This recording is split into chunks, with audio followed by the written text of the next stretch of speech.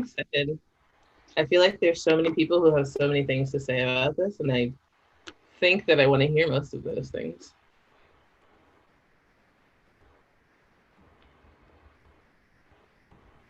Also, what are the options on your shirt, Chaz? Stokely Carmichael, Angela Davis, Fannie Lou Hammer, Fred Hampton, Ida B. Wells, and Nat Turner. So it's all very super black. Right, like all of your options are very black. That's great. That's excellent. All right, so yeah, we got 90 people here, however many people on Facebook or whatever. But so yeah, we'll get started. We'll do introductions first, and then I'll kind of lay the foundation, and then I will let these two amazing people get us into this much needed discussion. So I'm Chaz Moore. I'm founder and executive director of the Austin Justice Coalition. We are a racial justice group that, outside of the 501c3 paperwork, we are just Black people, people of color that believe in centering the voices of people that have been oppressed the most, because we know the people closest to the problem are closest to the solution. And we're trying to get to this world where everybody can be seen and be heard and be truly equal and liberated. So that's a nutshell about who we are. And I'll pass it to Nakia. All right. Hey, y'all. I'm super glad to be here. My name is Nikki Winfield. I'm a political social worker here in Austin. I do anti-racist trainings and business analysis. And I like the lens that I have on this particular conversation is that I'm currently helping to review the training videos that APD is doing. There's a small panel of us. Prior to that, I was on the juvenile. Chaz, what was the name of that thing? It was juvenile curfew ordinance stakeholder task force. Yeah. There's a whole lot of words. And so that's when I kind of started doing my work with trying to hold police accountable, which is slippery like an eel. And after that, I was helping the equity office get the Austin Police Department through the equity tool. So I helped their first 7 divisions go through on that pilot. And in my search and desire to hold APD accountable, I've gone to their Citizen Police Academy, which is wild. It is free to the public. You can go. They will fingerprint you though. They will also give you free food if you wish to sacrifice 4 hours every Thursday from 5 to 9, like learning about APD, which I think that other people should suffer with me. And so I encourage you to do, because if you're going to analyze the system and you're going to critique the system, it would be helpful to know more about the system. And then I've also gone on, I think, 4 ride-alongs at this point. So there's a lot of APD critique in my head, and I feel like I'm I have enough knowledge on training and a lot of what their systems are doing to be able to provide that critique. JP. My name is João Paulo. I'm a community organizer here in Austin with the Austin Justice Coalition. And my area that I focus on is housing and community development. And we look at the impacts that segregation and historic displacement have had in Austin. And we look at the relationship between segregated housing patterns and policing. And so that's one of the major things that I've been focusing on. But aside from that, I've also been, this subject is kind of a lifelong passion for me. It's something that I believe in. I identify as an abolitionist and have had many conversations with friends and family over the years about what that could possibly be. So I know that sometimes it can be a scary subject for people. It can be, people are apprehensive about allowing themselves to go there, to imagine what that can be. And it feels super far-fetched and distant. And I really think it's not really that far-fetched at all. But we just don't even allow ourselves to go there. So I think that I'm excited about this conversation because this is us going there. So I'm excited about being able to be here, participate in this conversation, share a little bit and learn, and also hear what everyone in the community thinks. Yeah, well, thank both of y'all so much for taking the time out to do what may very well turn into a lot of emotional labor, depending on the questions that we get, right? But yeah, I think it is important that we break down what defunding the police means, right? Before, like, this is the first installment, the first episode of this weekly narrative that we're gonna have, and I'm really here just to be the moderator for you two, because you two are both awesome. But when people hear defund the police, and just to put it quite bluntly, right, when white people hear defund the police, they feel that there's safety, which is something that I've recently been highlighting, at least in the public, is that that's also a white construct in the terms of American society, like what is really safety, right? But when we hear defund the police, a lot of us that have bought into like all the things, right, the classism and all the isms, we think that our safety is at stake. We think that we're going to live in this lawless, crazy land. We think that all the quote unquote criminals, which is also another, word that we hopefully have time to talk about. They think that everything is just going to be like, literally insane, right? So for the both of you, whoever wants to go first, title program. What does defund APD? What does defunding the police actually mean? You want to go first, JP? Sure. I mean, I don't mind going first. I'll just, what I wanted to say is, when I think about defunding the police, I think very specifically about Austin. Since we're in Austin, I think about the Austin Police Department and where and how the Austin Police Department started. And when I think about defunding the police, in my mind, it really means, in a certain sense, going back to revisiting Reconstruction itself, revisiting what that moment was, and trying again, in a sense, because, I think an important date for many who are not familiar is June 27th. I had to write it down. I don't know it off the top of my head, but June 27, 1865, the mayor of Austin was Thomas Ward, and he convened a special city council session.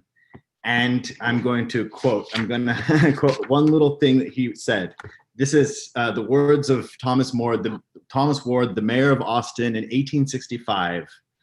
Right, the Civil War had just ended, and he said to City Council, "The fact that a large number of Negroes turned loose by their owners are congregating in and about Austin, as also perhaps desperate white men, makes it necessary to organize a police force to deal with them." So that is the birth of APD at that moment in time. And the first ordinance that council passes 3 days later is called the Vagrants Ordinance, which is, this is in the words of Michelle Mears, whose wonderful book, And Grace Will Lead Me Home, kind of tells the story of the freedmen communities in Austin. And so the purpose of the Vagrant Ordinance was to remove freedmen from the streets. And it said, this is the language of the ordinance: "All able-bodied Negroes who have abandoned the service of their former masters or employers for the purpose of idleness, or who are found loitering or rambling about or idly wandering about the streets or public thoroughfares, will be arrested, whipped, and either returned to their former masters or fined between $3 and $100. And then if the offender did not pay the fine, he had to hire out to the lowest bidder to work off the debt." So I think that is the context in which Austin acquires a police force. And I think it's so important to remember that, because that is, when we think about policing today, we think very much about these same things. It's really about the control of Black bodies, Black and brown bodies in the space. And when I think back to that moment of emancipation, and I think about, people who had lived as slaves, who had been slaves for their whole life, and are suddenly, experiencing and the joy. I mean, what do you mean loitering? Loiter away, I think of, like to be able to not have to work, right, for the first time, and that the police were there to prevent that process from unfolding, the people from just enjoying the simple fact that they were free. And I think that that concept is something that we keep coming back to with policing in Austin, is literally the control of people who are not working, people who are not engaged in what is considered productive activity. So when I imagine defunding the police, I imagine a society where it's really just okay to be in public spaces, to be as a Black person in public, out in the city, to occupy space and feel comfortable and free. So for me, it really is to finish the work of abolition. That's where I'm going home. That was beautiful. And I think that like that is what the new Jim Crow was about, right? With Michelle Alexander, like you just absolutely put it there. It's like, you can't exist in public, and so since we can't continue to enslave you, let's go ahead and see if we can't mimic that system as much as possible, but in a new form. And we'll give people some blue uniforms, and like we'll keep the peace, and it'll be about law and order, but those laws and that order will be about making sure that you don't have any vagrancy and that you're not loitering, right? Or existing with joy, as you said. That was beautiful. So my idea of funding police is a little more, I guess, contemporary, new. I think that like one of my thoughts is like, what do the police do? I think that there's so many people who have fallen prey, like logically, to the decades-long propaganda machine that is the police, right? Law and Order, CSI, all the different versions of CSI, all the different versions of Law and Order, give people this idea that like if somebody breaks into their house, they're going to call the police, and the police will be there very quickly, and they'll come in and they'll dust for fingerprints, and they'll make sure that we like put this person in jail, right? Because they broke into your house and stole your things, or like they threatened you, or there's going to be some possibility of violence, and that's not what happens, right? When you have somebody who has had some sort of property damage happen to them, the police show up like 20 minutes later, maybe 2 hours later, depending, and like they have a little notepad and they write down the things that you tell them, and then they go away, right? Like it's not a thing where you're just going to get your things back, right? And in fact, I have a friend who was in a band. So this happened maybe 7 years ago. He was in a band, and somebody broke into his garage and they stole his amp, among other things. And when they stole that amp, like he had all of the information. So he had like the social security number, he had not social security number, the serial number, and all of this information about this amp. And you can find it. I'm so sorry. Siri thinks that I'm talking to her. So he gives all that information to the detective, and he tells him about all the stuff that he stole, and doesn't hear anything back for a while. So about 6 months later, he goes on Craigslist and he sees his amp. Somebody is selling his amp, and it's specifically his amp. He's got the pictures of the serial numbers and everything. And so he goes and he tells this detective, he's like, hey, I've got this guy, he's selling my stuff. Like, let's go ahead and arrest this person. Let's get this guy.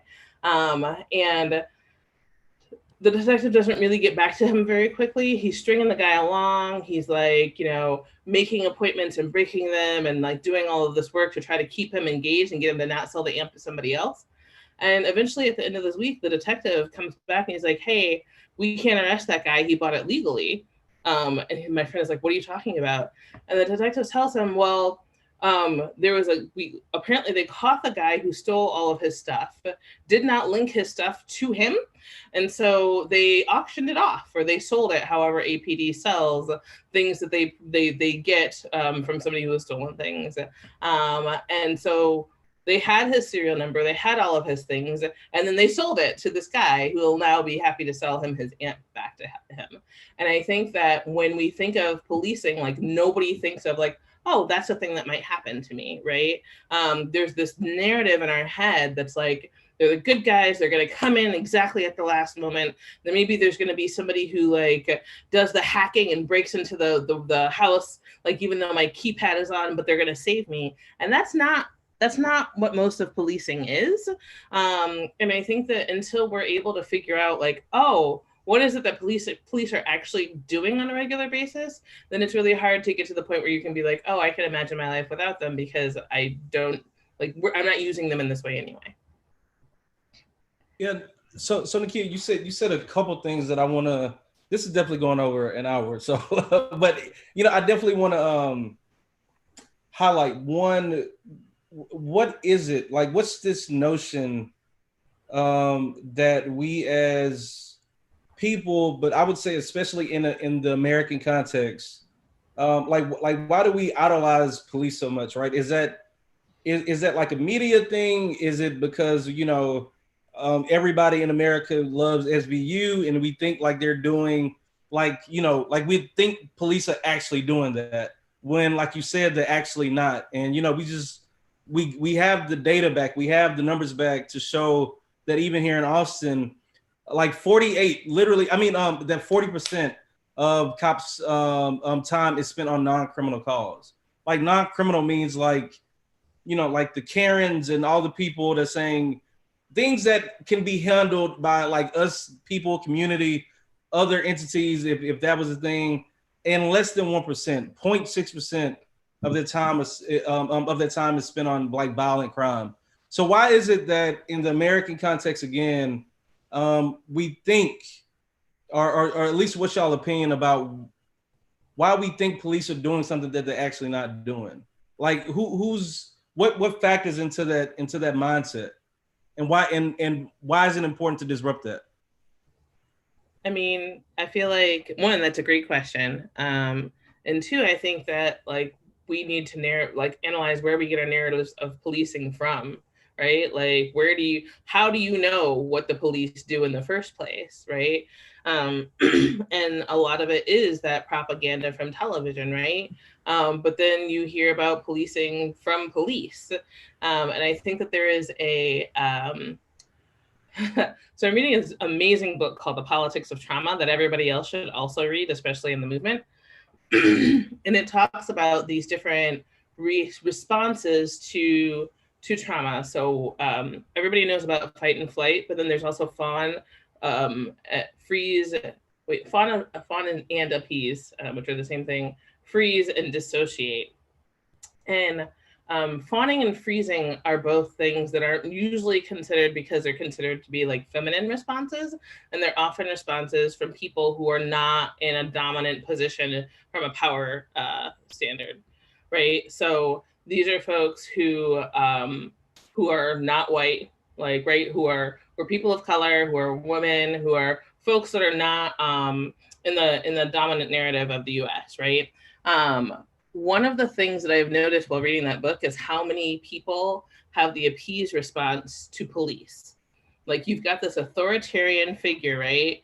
And their response is so overboard, even when you see them doing things that are actively against your moral code, right? That if somebody else was doing them, you would be like, that's absolutely wrong. And like, we should call a police officer, right? Like, and then what the response is like, oh, I'm gonna align with them. I feel like I want to be on that side of the coin, but also it is I'm not gonna hurt you. I'm not gonna hurt you. I'm easy. Like I'm not gonna hurt you, right? And so like it's this way to be able to go, don't hurt me, police officer. I'm with you, and I'm on your side. And I think that we don't talk about that a whole lot. And I think that for me, it put a lot of things into perspective because there's a serious fear there.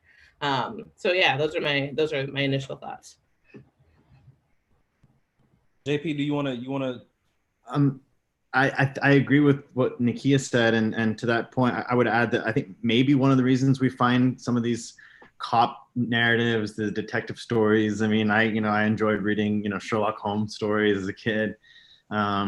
Maybe one of the reasons we find these cop narratives so appealing as a society is that it seems like they fix the world. They take problems. There's always a mystery and it gets solved. And so the world was broken and it ends whole in some way. The problem is solved. The thing is fixed. Whereas in reality, it's so much the opposite. We don't walk away from the show, with having solved everything and put everything back into place. To the contrary, we've sort of like upended all of these lives and added to generations of problems in this country. So far from solving things, we've just made them so much worse. Now, I think that might change if we had different people telling the stories too. Up until very recently, there were very few Black actors, Black directors, Black writers in Hollywood at all telling their stories, and very few of them had any kind of power or control over the narrative. And I think that, the story that was being told, if we go back to the founding of Austin Police and that quote that I read, it's very much a continuing of the project of a white supremacy, So I think that it's hard to separate that. I don't think there can be a real racial healing unless we change who's telling the stories or which stories are given prominence. I also say, and thank you for bringing that up, the part about white supremacy, and I thought about that before, but I apparently, how did I forget that part? So like police are the where the rubber meets the road for white supremacy, right? There's all of these different systems and there's all these different ways in which white supremacy acts. But when you're talking about just brute force, like they're the legitimate arm that causes violence in our systems. And like police, because of their history, are known like you all are people who support white supremacy, right? Like that is your function, and they do it really well. Police do the job that they're supposed to do really well, which is like keeping people in place, right? And keeping certain populations under control, and corralling those populations, right? And whether that's through terror or brutalization or whatever it happens to be, right? Like that is a thing that they do well. And so I think that when we talk about why people love the police, a lot of the people with these narratives are people who love the Brady Bunch and like all of these really nice white programs that require violence in order to be able to maintain those systems. And policing is the arm of violence that allows them to continue in this like wonderland and this idea of feeling that superiority when it's not actually there, and feeling that sense of like we're just in a better place that doesn't have to deal with any people of color at all. So I want to do two things for the people that are watching and that may be very, some people just need it like straight plain. So what are some, and I hate to say the word practical because I think practical is not gonna get us to where we need to go as a society, right? But like, what are some things that we can do right now to help people understand what defunding the police looks like today, right? And then I think another question I wanna give to you too is who benefits from defunding the police? I have an opinion about that, but I think the people that benefit from the power structure, which is white people, to be honest with you, and rich people to an extent. I think they benefit from police when I think we could all argue that nobody does. So again, what does defunding the police look like here on a local level? And then who benefits? Whoever wants to have that first. Get it, JP. Well, I mean, I think there is a very small group that really does benefit.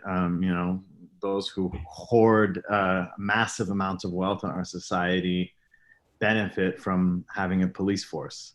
I think that everyone else is given a pretty shitty deal. Pardon my language. Even when we talk about white privilege, when it comes to policing, I think it's really important to emphasize the fact that white privilege, which is absolutely real, is the privilege of having a less shitty version of what is still a fundamentally awful deal, right? I mean, it's not like you get to have good, high quality services or benefits. You just get to have and I think that distinction is important. You get better life chances in a system that ultimately does not give you great life chances. But I do think that there are a very small group of very wealthy, very powerful people who do benefit. They benefit from the status quo. At least they perceive they benefit. We can argue about whether there's some kind of spiritual death that accompanies the hoarding of wealth at a moment when the planet is undergoing such intense crisis. But they perceive that they benefit, and they will hold on to that power. But I also think that talking to the other question about like what are the practical steps we need to take to get there, I think this conversation is one of those steps. We need to be able to really engage this subject in a way that we haven't allowed ourselves to in the past, and that's one step. And I also think that we need to start thinking about our culture of response to crisis and emergency, and that requires, I don't have an answer. I am far from being able to arrive here with some kind of recipe that we could put together and make a perfect society. But it seems to me that in the moments leading up to a moment of serious crisis, in the hour before the crisis, and the 30 minutes before, and the 15 minutes before, and in the immediate aftermath of the crisis, there's a lot that goes on there that we just don't unpack. There's a lot that goes on when a person sees, a young Black child, and this is not even necessarily a crisis, right? I mean, in Austin, it's the summer, and if we weren't locked up at home because of the pandemic, every summer we have this tradition in Austin where, some white people are going to call the police on a Black child or a Black teenager or a group of Black teenagers who are outside just enjoying the summer. What is it that makes you pick up the phone and think that you need to call the cops at all? And what if there is a crisis? What if there are people shouting? What if there are people raising their voices? What if there is a sense of unsafety, right? You brought that up, Chaz. What does that really look like, and how do we respond to it as a community? I think if we can start to go there, allow ourselves to go there, I think that will move us towards being able to really imagine a world without police and build a world without police. That's dope. So for me, I think that defunding the police is a step towards abolition, right? It is the idea that instead of funds going to police for policing, we give those to community organizations and to folks to stop the root causes that cause people to call police in the first place, and cause people to be in the constant state of trauma, to be perfectly honest, because they don't have the things that they need in order to live life. And so defunding the police for me, I think it means like we're shrinking their scope of work. So if I have a taillight out, the thing that I don't need is a man with a gun to stop me about it, right? Like there's no instance in which like in an ideal world, I'm like, oh, I don't have my taillight isn't working. Who do I need? A man with a gun is just not like any of the top 10 responses, right? What I need is somebody to come and help me fix my car. What I need is somebody to let me know about this and like to remind me that like public safety is paramount and this is why this might be an issue. What I don't need is a fine. What I don't need is a court date. What I don't need is feeling like I am terrorized in my neighborhood, and that this is a way to harass me so that they can find something else and plant something in my car or whatever it happens to be. Because if you look at police training, one of the reasons that they talk about how like traffic stops are so important is because it's like a gateway. It's a reason for them to be stopping you when you were in a car so that they can find something else to take you in for. I don't feel like we need to be having that. That doesn't need to be the way in which police interact with folks at all. And it terrorizes neighborhoods. If I'm speeding, again, I don't need a man with a gun. Like that's not helpful for me. And so I feel like being able to reimagine like what we can be doing with these systems is so incredibly important. If I'm having a mental health crisis, still don't need a man with a gun.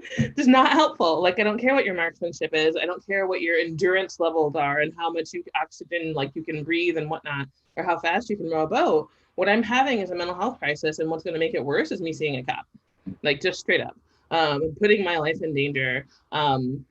because let's be real, that's what happens every time we call the police, is that like a Black person or a brown person's life may be in danger from that. I feel like that's not helpful for a mental health call in the first place, right? So I think that what is happening is that there's a population that's already living without police, or in the times that we are interacting with police, it's not voluntary, and it's not because we need help. It's because they are coming into our neighborhoods, because they are stopping us, because they are following us, right? And so like, if we are already living without police, and oftentimes people who are Black and brown are living in the neighborhoods that have the worst landlords, right, that have the worst city services, and we're figuring out ways to be able to get by without calling the police because we know of the dangers, then like I feel like there's an opportunity there for other people to be able to reimagine when you have so many other resources to be able to draw on, right? I know that if I'm having a mental health crisis, like I need to be able to network with the people who are around me. If there is somebody who comes and breaks into my house, I'm calling my friend who's down the street, my white friend. And then after like he has arrived and he is able to interface with the police, then I might do that. And it's only for insurance purposes, right? Like I don't actually expect anything to be coming of that. And so I think that one of the things about defunding the police is like understanding that one, it's a step to abolition, right? This is not something that is mutually exclusive. It is going, okay, like we don't have all of the rest of the systems in place to be able to replace this. Let's go ahead and defund the police and take some things out of their purview, right? And then like use those funds to be able to have an established foundation so that we just have better lives in general, and not ones where like people with guns are following us around. And I think for a period of time, we're going to need to like shrink that force down to something where they are coming out for the emergencies that we think that they might be coming out for, right? The ideas that SVU and CSI have put in our heads, right? Like if there's somebody who needs an emergency, come out for that emergency maybe, but the idea is that we are trying to take as much off of their plate as possible. And then maybe they won't even feel like they're defunded because they'll just have so much less to do and they can just focus on the policing that most people think that they do anyway. So Nakia, you keep saying that scary word for a lot of folks, that nasty A word, abolition, and I'm gonna get to that in a second. But for I'm trying to put myself in a position of people that are new to the movement, but they're still they haven't unhinged themselves from all the shit that keeps us from being able to imagine this new tomorrow. Mm-hmm. So what do you both say to the people that ask the question, are there any examples where police don't go to mental health calls? Are there examples in the country where, police don't go to like, gang intervention and stuff like that? Like, can either one of you speak to that? I mean, so I do know that there are places, but I feel hesitant to offer you an answer that includes them without being able to like cite them off and like kind of give you all of those things really specifically. I think that when you have those spots, like the idea is that the community has something else to rely on. And I know for the one that I'm thinking about, like they don't even send social workers, they send peer support specialists, right? Like they send people who have already been through the mental health system, knowing how stressful and how traumatic that is. And they bring those folks to your front door. And those are people who can go, okay, like I've been there, like I know what I needed in that situation.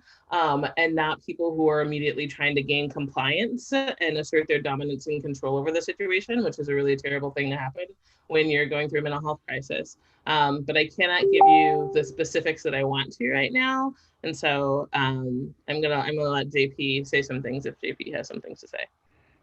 Yeah, well, I think I want to repeat what Nakia said in terms of, I think there are lots of models, lots of things being developed and discussed right now throughout the country. It's a time of like new ideas sprouting. So there's things I'm excited about, but there isn't really a place within the US necessarily where I can point to like an institutional model where I can say there's an institution, a structure in place that fulfills this role and does it well. But I think that there are hundreds and hundreds of examples every day in every part of America in which mental health crises are dealt with by not by the police. I personally want to share one example from last week that really stuck with me, because a woman wandered into my neighborhood, and I believe she was homeless and needed help, was going through some kind of a crisis, and had taken something from the porch of one of my neighbors, and it triggered a response from people in the neighborhood that was just fundamentally very violent. And the phones were out and people were getting ready to call the cops, and I had to intervene and say, no, it's fine, we're going to I'll work it out. And I was there, but it just seemed like all that needed to happen really was, first of all, to recognize this person's humanity, and then to value that humanity more than the object, the item of personal property. And then to recognize a crisis and realize that, we need to breathe, we need to calm down, we need to, and I think that there's a lot of people in our community that just do that all the time, as basically as a survival mechanism, in order to keep themselves, their families, their children safe. So, there is this question, like, I think that, the challenge is really before us now to create, these new structures that can respond to this kind of stuff. But I think in so doing, it's not like we're really inventing something new. We're just valuing and paying attention to things that already happen in our community that we just haven't valued as much before, if that makes sense. Yeah. and another thing I want to say to this, like a similar point, is when people bring up incidents of crime as a justification for the police, right? When people bring up incidents of gun violence and, oh, so-and-so was shot, and as an argument for the need for the police. And I always find that very telling, very interesting. It's like, do you notice that these incidents of crime that you just brought up are incidents that were not in any way prevented by the existence of a extremely well-funded, well-staffed police force? And here you are pointing out to me all of these incidents of, we haven't even started defunding APD. So they can't blame us for that. And yet still it's not a police force that is really succeeding at preventing gun violence from taking place when it does take place, which I also don't think is something, I think it's something we should not overstate. I don't believe that we're facing some kind of wave of violence in our communities, not on that scale, but when it does happen, I don't believe that the police really help prevent it most of the time. So I feel like I totally feel you on that. And I feel like there's so many times where police not only exacerbate problems, but like create them, right? Like I remember there was one time and like, since I've become over like 30, I haven't really gotten very many speeding tickets. But I remember I was pulled over, and I don't remember why. It was a really dumb reason. I think maybe like going through a yellow light, something really stupid. And there was a police officer who came up, got my cards and everything. Then his buddy came through, and he had a little flashlight, and he was trying to get me to roll my windows down. And he was like searching all over my things with his flashlight and just being an ass. Like he was just absolutely being a jerk and trying to escalate the situation to try to get me to do something, so that they would have a reason to take me to jail, or like to take me out of my car, whatever it happened to be. And when you have somebody who is there who is actively trying to escalate a situation, like, why is that helpful? Like, all that's going to do is make it worse for me, not only in that moment, but like when there are so many protesters I know who have gone to jail, and they're only supposed to be able to be held for 24 hours, right? Because that's way more time than their paper will take to be processed. And so they're holding them for 23 hours and then getting their paperwork started at 23:15, right? So that they can hold them for the maximum amount of time, so that they're inconvenienced for the maximum amount of time. And then sometimes when they release them, they don't get to have all of their things, right? Sometimes they don't have their wallets, which has like their money in them, or their ID, or whatever else they need, right? Like they're being released and they don't have their things, and APD isn't planning on giving them back. Or sometimes they're being released and they don't have their cell phones. my cell phone is like $1,000.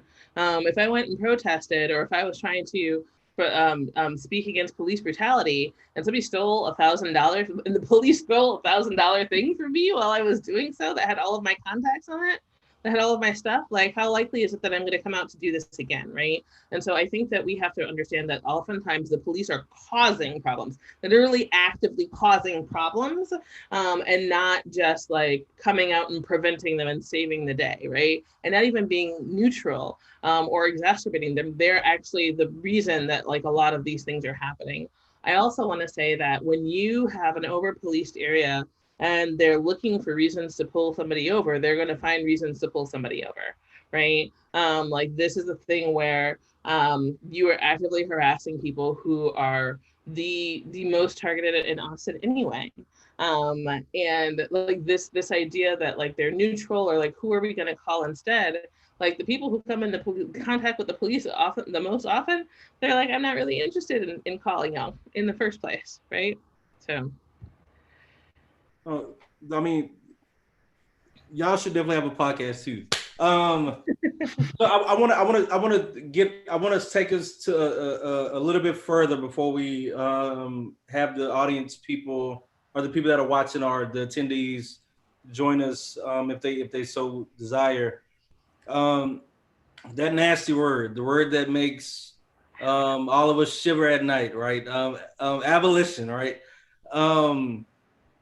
What is abolition? Why is it like more cowbell? Something that we all need, right? We need more cowbell. Tell us why we really need abolition. To like let's explain to people why it's not this big scary thing. While it, I believe abolition and the idea of abolition invites us to this beautiful place if we're willing to take that journey together. So yeah, let's just talk about that, and let's also talk about, since we're just keeping it, real as possible, why white people should stop telling Black and brown folks to stop saying defund. Right. So abolition, and then let's go back to the importance of holding and claiming a narrative. Right. So. Yeah. I feel like I should go first, so then JP won't show me up, because I feel like he's got beautiful things to say and my things are only regular. And so like, are you kidding? You help bring things back down to the so I mean, like, one of the things, and I just talked about this, and somebody else talked about social workers in here, right? So I'm a social worker, and I remember having this conversation with a couple of folks. So people are like, well, what's going to happen if we don't have police? And I was like, oh, you'll send social workers. And I mean, like, it's still a great idea in my head, but that's because the social workers that I'm thinking of are people who are with me doing abolition work, and people who are doing anti-racist work, and people who are doing human-centered like work, right? And who are looking at different layers of oppression and how that manifest, and how to be able to like what are the antidotes to that, right? And I'm not thinking about the racist white guys who graduated social work school with me who were mad at the dean for mentioning racism in the commencement speech, right? Like, we are not equipping social workers adequately to be able to even combat the systems that they're currently in, not to mention taking on policing. And so there's this idea of like, should social workers take over where police are leaving off? And the answer is absolutely not. Like, we're not qualified to be able to analyze the system and not do harm, right? And if you want to know how awful it is sometimes, like how much harm social workers do, ask the foster kid, right? Like, the CPS system does not have a whole lot of police, but it does have a whole lot of social workers.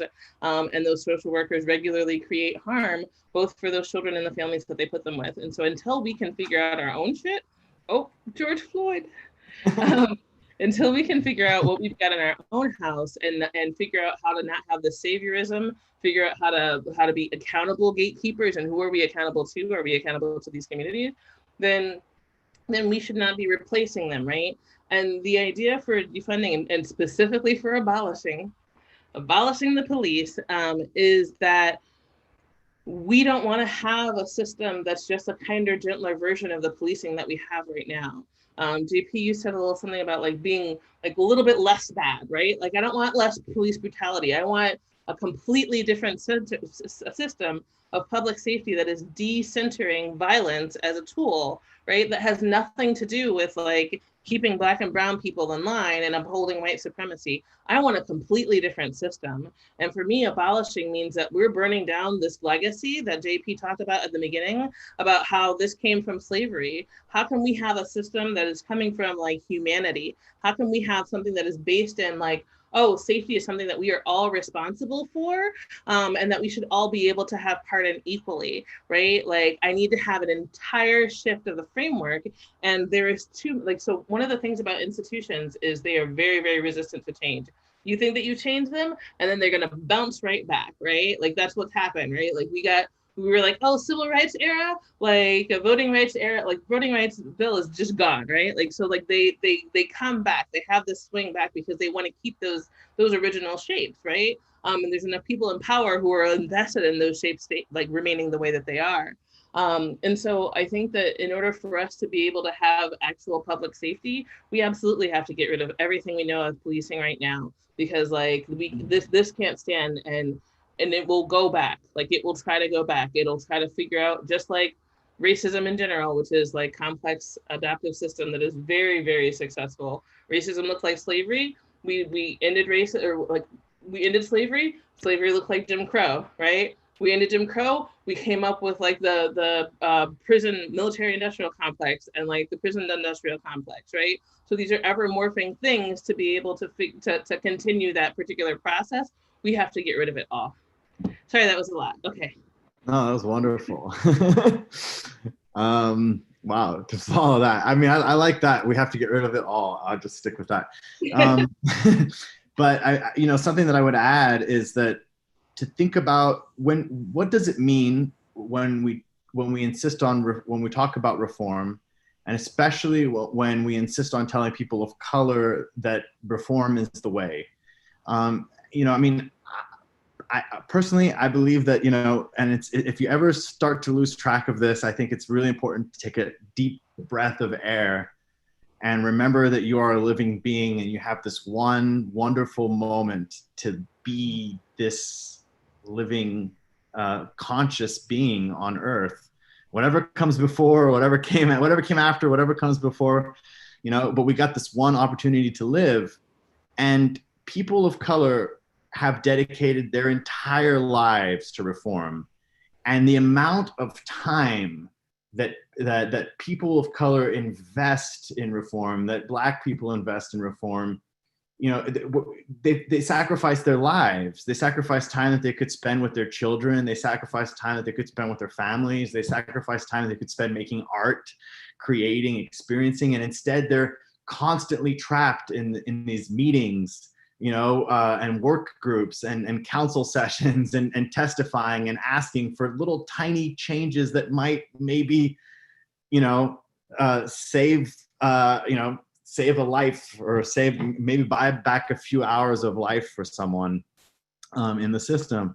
And so like, it robs people of time, of so much time, that, it reaches a point where you have to ask yourself, if we really value our time, then we have to want something better, something that doesn't trap us that way, something that so that the vision of abolition for me is precisely a world where, we don't have to just, endlessly try to make less bad of this thing, but we can really start to, do something that fulfills us, that has meaning and beauty and so on.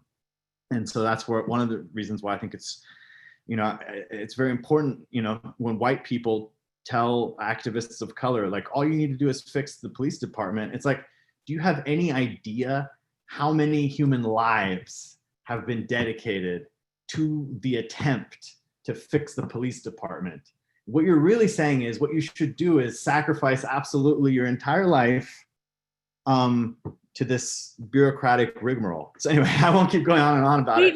No. I feel like you said something really deep. Like, can I just say something real quick? Please. Yeah. And my George Floyd poster is going to fall. I'm going to let it go. So I talked about this in the last webinar too. So like, the idea that like these new white people who are like just brand new to this whole movement are coming in and we're like, oh, well, can't you just do this? Like, we'll just do this. I'll call somebody. It'll be fine. Like, that is such an extension of white supremacy, and this idea that like, if like, that like Black and brown people who have been doing this work for fucking decades, just didn't know how to do it right. And like, we'll just be able, like 6 months tops, and we'll be able to just handle this for you if you had just done it this way, right? And so like this idea of like, oh, well, you should say this, or like you like, I'll just handle it and we'll just do this little thing. Like, I'm just going to give you this little bit of advice. It'll be a really quick fix. I feel like people need to analyze that, because I've gotten that from allies of like, oh, we just need to do this thing. Bruh, you think we wouldn't have done it? Like, we out here dying, right? Anyway, so go ahead. Sorry. No, that's it. That's perfect. And I think that's exactly why it's so important to insist on an abolitionist perspective, on a different perspective. Joy James, an author who I really admire, she talks about how we live in a penal democracy, in a carceral democracy, and until we can really change that logic of the way things work, on that level, I think that we'll live in a system that continues to waste and throw away human life. So yeah. I don't want that. And JP, I want you to dig a little bit deeper into, before we invite the attendees to raise their hand and jump into this conversation. Something that you brought up this past weekend as we were talking to, and I say this cautiously, our newfound friends at the Mike Ramos Brigade, how you were talking about Ida B. Wells, right? Was she a revolutionary, or was she just a reformist? And even with us, right, like we get a lot of critiques about the reform work we do, and how you look at reform work as also a direct action, right? So yeah, I want you to chime in on that for a second if you want. Right. I mean, yeah, I don't think it's possible to draw, like, I think that when people try to set up a clean opposition between revolution and reform, I think that I don't buy it. I think it comes from a perspective where I think it comes from a perspective that's disconnected from the real struggles of people who are trying to live and be free within the system. And so when I hear when I hear kind of a holy, like a sort of what I would consider a holier than thou kind of perspective towards people who do reform, then that's why I said, was Ida B. Wells a revolutionary or reformist? Because I feel like she walked through both those spaces in her lifetime. She wrote op-eds and newspaper articles and mobilized in political spheres, but also proposed ideas and perspectives and frame shifts that were incredibly revolutionary. So I think that she was a revolutionary, actually, but I don't think that she necessarily was a revolutionary who refused to engage, right? I think it's like Nakia doing this work where she's evaluating the police training videos, right? I mean, it's painful, agonizing work, and I don't think that Nakia has the illusion that by doing that, it's going to, magically, solve all the problems of policing in Austin. I think I don't want to speak for you, but I think that that being in those spaces is a kind of direct action. Sitting in those meetings, participating, engaging, it can be done in a way that doesn't necessarily have to affirm or preserve the logic of the existing system.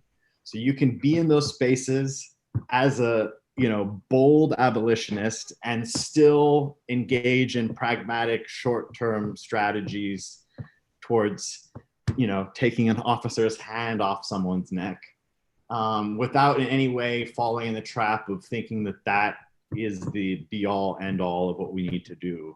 So I think it's possible to move back and forth between those spaces.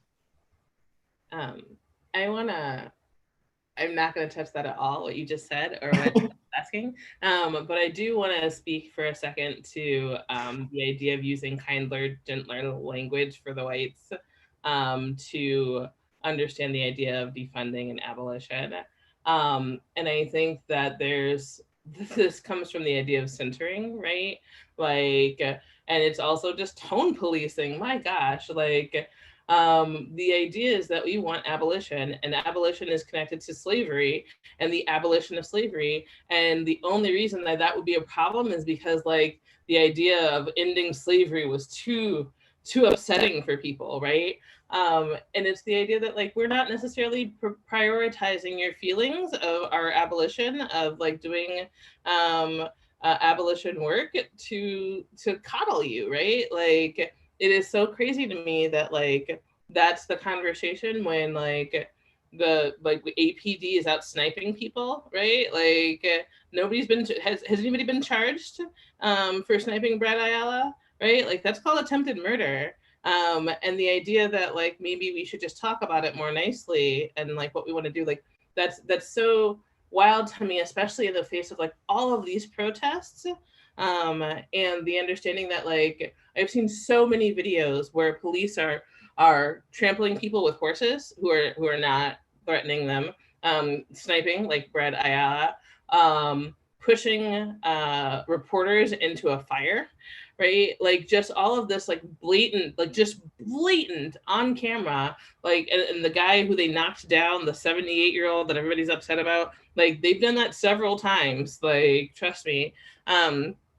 And they're creating all of this harm. Like, again, like, as far as I'm concerned, attempted murder is what happened to Brad Ayala, by APD. And the idea that the word, like, defund or abolition is, like, too harsh, when, like, murder, you all are killing us, right? Like, it's just wild. It's just what Breonna Taylor, hello, right? Like, but we're upset about the word abolition. Anyway, just wanted to speak on that because I know you asked about it, Chaz. No, I appreciate that. So in this moment, because I think everybody appreciates the perspective that you all offered up, but we want to invite other people to join in the conversation, because I think it's key that although we have this platform and we are organization, and even Nakia in her individual capacity uses her voice and opinions and perspectives to try to change systems. We don't have all the answers, right? So we know this is a community effort. So just click the raise hand button and we'll invite you to join the conversation. Because again, this is a community initiative. This is a community task as we try to create this world, like JP said, where everybody can just be and exist. So if anybody wants to join us, please just raise your hand. And also, if you all want to take a second to answer some of the questions that have been put into the Q&A, we can do that as well. Can we bring Lauren in? Lauren O'Tell. She has a question in here. I don't know if everybody can see the questions, but I feel like this: how can we make sure that include prison abolition in this movement, so that we don't believe behind those in providing slave labor for the state and also suffering from the racism and brutality of law enforcement, but behind the walls of public view? Can we bring her in? Is that cool? Yeah, let me Lauren, come through. I'm sorry if you're not ready to be on camera. So yeah, Lauren, I just sent you the invite, the call up. Yeah, there she goes. Lauren. Definitely not ready to be on camera. No worries, no worries. Hi, so good to see you, and I'm loving this conversation so much. And y'all have already brought up prison a couple times, but just I've noticed in a lot of newly woke folks, people who are concerned about police brutality, I'm still, I think there's that disconnect of how there are more systems that came from slavery that have to do with law enforcement. So yeah, just interested in y'all's thoughts. And when I was at a conference last year, some abolitionists were talking about how punishment is actually abolishing punishment might be the more effective way than just tackling like the prison structures, because otherwise we're still going to be in this mindset of, controlling people through punishment. So yeah, just interested in y'all's thoughts on that. Thank you for bringing that question.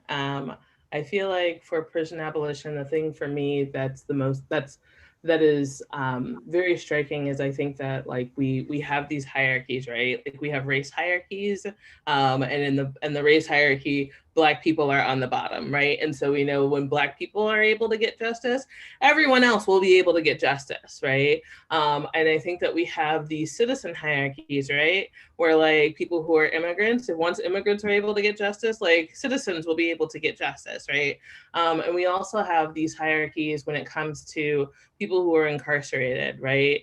Like they're people who are disabled, people who are trans, people who are Black, people who are queer, people who are incarcerated. Like those are the folks where if we can get justice, if we can get humanity, if we can get systems to center those people and the humanity therein, everybody else is going to be absolutely fine.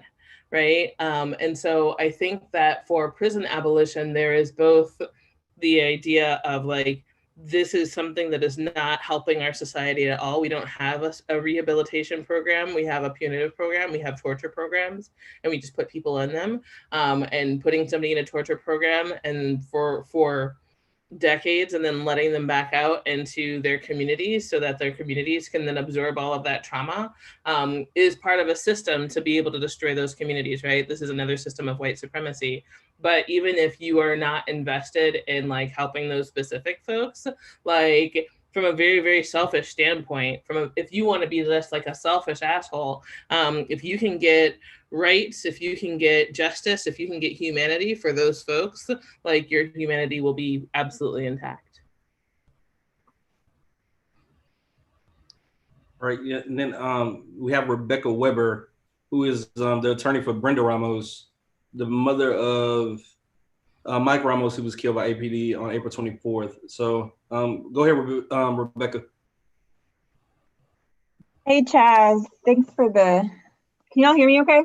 Mm-hmm. Thanks for this. So I had to hop in because Nakia was talking about how no officers have been charged from the protest injuries. And I mean, we're talking about this because we want to stop incarcerating people, right? But I think, this is the system we have right now, and there needs to be an accounting for it. And I am just so incensed on behalf of my client, Sam Kirsch, who is really seriously injured, that they have been able to charge plenty of protesters, but that no officers have yet been charged. And it's with everyone watching, they still aren't, holding people accountable in the department. And another thing I just want to say, Chaz, and everyone, is that the rank and file officers that they, the 5 names they released on June 20th, like they aren't, they shouldn't be shooting people, but they aren't the ones that are really responsible here. Who told them to shoot at people running away? Who told them to snipe people? So to me, there is just such an accounting that we are owed. And so that's what I have to say. Thank you. Oh, sorry, go for it, Nakia. Oh, no, I was just going to say thank you. That was the beginning and the end of my comment. I want to hear what you would have to say. No, I think that's great, Rev. And something that I learned from Angela Davis and Audre Lorde is that, to be a revolutionary means to be able to hold contradictions in your mind for a while, and that there's something about being able to just be okay with the space of contradiction sometimes. And I feel like the move towards non-punitive models for addressing societal problems and the need to at the same time hold these terrible, hold police officers accountable for these terrible actions. I think there is potentially what seems like a contradiction there. I think there might be a contradiction there, but at the same time, I think that it's a contradiction that we need to live with as we do the work of dismantling the system. Because on one level, I think it's absolutely correct. The system will do everything it can I mean, first of all, the system will protect, it has shown us time and time again that it will go out of its way to protect these officers. And so even as we demand that there be consequences, that there be accountability, it's almost like that very demand something about the demand seems to short circuit the very model that we have, because in order for there to be accountability, they have to recognize that those practices are wrong, are criminal, are not acceptable. And it seems like everything about the system is designed to protect those officers, because to not protect those officers would be to acknowledge wrongdoing, when these things are so structurally part of the logic of policing. So I think that, you know, as we call for police officer accountability, of course, we recognize that these sort of, you know, lower ranked officers are still taking orders from their, you know, from people higher up in the ranks. They're still participating in a structural logic. They've been trained to think and behave in a certain way. They have a warrior cop mentality. So it's not just them, the individual. So we can't think that just, you know, arresting one individual cop would in any way solve the problem. But at the same time, asking the system to arrest that individual cop is asking the system to recognize that these practices are fundamentally wrong. So I think that tension, pushing things towards that tension, is important. Oh my goodness. There's so much yes and here. Like, I want that, like, as a person who believes in prison abolition, until we get to prison abolition, I would like that police officer to be in it, right? Like, and I think that there's so little accountability. Like, literally, we're just talking about charging him, like arresting this person. We're not even talking about indicting him. We're not even talking about like getting to the point where like we're causing him to have any sort of actual like bare like repercussions for what he's done, right? For like actively causing someone harm who has no threat to him, like causing brain damage for a 16-year-old, right? Like the idea that like we're just barely asking for him to be arrested and charged with something, like that's not even like that's less than the bare minimum of accountability, and we can't even get to that point, right? Yeah. Yeah, absolutely. So I'm gonna invite Julie to join us. Julie Nowlin, who is a newfound friend of mine from Twitter. You get a whole bunch of new friends. I do. Wait, JP, are you leaving me? All right, just had to start refill my coffee. Well, while Julie gets here, I think she asked about the institutionalization of racism in elementary schools. So I have, in some of the work that we did, that Chaz and I were doing together, our group went to see Garza, and is it ARC? Not Austin Recovery Center. It's so there's two alternative schools in Austin, two alternative high schools. There's one that you get to go to, which is Garza, and then there's one that you have to go to, which I think is Alternative Learning Center, Austin Learning Center. I don't know, it's terrible. It does look like jail. ALC, yeah. We went to Garza first, and when we went to Garza, the students were able to swear casually. They had bandanas on. They were wearing whatever they want to. There didn't really seem to be a dress code. And the principal was talking about how there'd only been 4 fights at that school in the last 10 years. 4 fights in 10 years, which is like unheard of, right? And she talks about the last fight, and she says that it wasn't even really a fight. So the kids will go off to lunch outside off campus. And so there were a bunch of them that were going to lunch.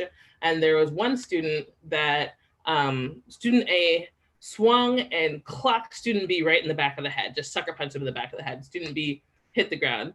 Student B is like 6'2". So like when student B gets back up, we know that this is not going to be a fight. This is going to be a beating. And so the rest of the students literally circled student B and was like, don't fight him, don't fight him, don't fight him. You know, like she'll handle it. We'll call Doc. One of them calls, like takes their cell phone. They call Doc, which is the principal. She's running out of the school. She's like running down the block before she even gets to them. The other students have like de-escalated the situation. They're circled around student B and walking him back to the school. right? Like there is such a belief and an understanding and like this strong faith that this person will receive justice, right? Like I can't imagine that right now, right? Like if I'm out in front of my house in my driveway and some like random person sucker punches me in the back of the head, there is no, like I have no like assumption that there will be any sort of justice, that I will have any sort of protection, right? But like in Garza, they're able to have this situation in this system where the teachers have time to ask the kids, hey, what's going on? Like, are you okay? And if the answer is no, and they need to talk for 20 minutes, they can just do that, right? The teachers have the resources to do that. When you have a teacher that's got 30 kids and like no time between classes, they can't actually, with any sort of level of integrity, take any sort of interest in their students' lives, right? Like that's just not a thing that's possible because they don't have the bandwidth for it. We haven't given them the tools to be able to be mentors and connected with our students. So then we went to ALC, and Austin Learning Center was a jail. Like it was a school prison, and the students come in and they come in and they're wearing like this bleached or white sweatshirt with blue jeans, and it looks like something out of Shawshank Redemption. And they have to empty their pockets and they have to take off their shoes like you do when you're at the airport, but they also have to take off their socks. And then they walk through the metal detector. And then after they walk through the metal detector, people who may or may not be police officers, but sometimes I think there's cops and there's some teachers with gloves. They have on the little blue gloves like they do, like getting them ready for the school to prison pipeline, and they pat them down, right? Like they're patting these kids down after they've walked through the metal detector, after they've taken out everything out of their pockets. I remember one of them accidentally let a chapstick through, which immediately went into the trash. Right? Like they literally cannot have anything when they come into the room. And then when they are taken to school or taken to classes, they are able to enter the classroom in threes. They're in single file line, and then they can go 3 at a time into the classroom, right? Like everything is set up for this to be like a prison. And there were 5th through 8th graders in one class, right? Like how are you going to teach these kids when you've got all of this different stuff that's going on? How are they going to learn science when they don't have any sort of like science kits or like hands-on anything, right? How are they going to learn anything? They can't have any homework. They can't take anything home, right? And so like just the very, very stark difference of these two schools, and also the populations of the kids who were in them, right? Because I did not see a single solitary white kid at ALC. All of those kids were Black and brown. And what is the Black and brown population in percentage of Austin for that school to have that many kids there, right? Those kids were in the jail school. And then there were a lot of white kids who were in the freedom school, right? And so I feel like that's just so important to the conversation about education. So on the east side, there's a really nice school. And I can't remember the name. There's like Linder Elementary. There's Harris Elementary that totally looks like a prison yard. And then there's this other elementary school that opened where when the kids walk up, it's like a rainbow of figures that holds up the roof of the school. And you go in and the library is a tree where the kids read in the library and climb up in the tree house. And it's on the east side and it's an elementary school. It's one of their new kind of newer pilot styles. But the older ones, you know, the ones that have been left to basically rot are the ones that, you know, those little kids grow up in, and I feel like they can't expect more because from elementary school, they're given like this chain link fence school with, you know, what do you call those metal buildings that have, you know, metal roofs and bad ventilation and whatnot. And so, you know, how do we improve on those existing older ones? I think because even from the start, those kids start out walking in there. I wouldn't want to go to school if that was my school. Now, if I went to the school with the treehouse and the rainbow thing, I might want to go to school. But the other one, so it seems like dropout rate would be improved if you could just do that. But I notice, you know, a lot of times it comes down to the PTAs and funding, and you know, that's where you notice the segregation the most. and I'm from Austin, and I actually grew up on Rainy Street, so I've watched the East-West battle forever and what's been happening. And my grandmother used to walk in tunnels underground with her African-American friends because that was the only way they could walk to go to the Victory Grill or to go to something, because it wasn't even acceptable. There's different water fountains. I mean, so I realized that's not even that long ago. My grandmother was born a long time ago. So, my question is, how do we take what we've got, which is crappy, and improve upon it? Thank you, Julie. Nakia. Okay. I feel like the way that you improve upon it is you act like the white kids who are going to that other school are going to this school. Right? The idea of separate but equal seems to still be pretty alive, right? And the thing that changes is and the thing that changes the East Side, right? And what are the services on the East Side, and how do we value the East Side is who lives there, right? Now that the East Side is starting to have more white people, it's a cool place to be. It's the new hopping place, right? It's cool, right? And so we treat it differently. When we provide services there, whether they're private or public, we have a higher expectation. We meet these higher expectations, right? And I think that if you want to make that school better, it's not just about we're going to change this building out. It's about going we value these kids, and we're going to take them to a place where they're going to be able to learn, and we want that place to be as comforting and welcoming as possible. So it's a whole frame shift. Yeah. And it's such an important one. So now we have Matt Wallace, who is actually a victim of police brutality. Matt, a lot of people know you as the jaywalking kid. Glad for you to join us, and go ahead with your question. Yeah, for sure. Thanks for having me too. And so I guess my question is kind of stemmed from actually something that I've heard, you say. And I just want to kind of get some, or maybe just or piggyback off of what JP was saying about that tension between policy work and abolition, where it's basically, I'm stemming this question from the idea that the system's not broken and that the system is working effectively how it was supposed to be set up. So I'm wondering how we know that and how we use that to our advantage to get to a place of where abolition is more widely accepted, and to where we can have an abolitionist stance so that we can enact that change and not kind of get caught up in the gears of all the policy work, because I feel to be in that cog of that system is to be not complicit in it, and that's probably not the best word, but to be operating in that system, knowing that it's set up for us to kind of spend that much time there.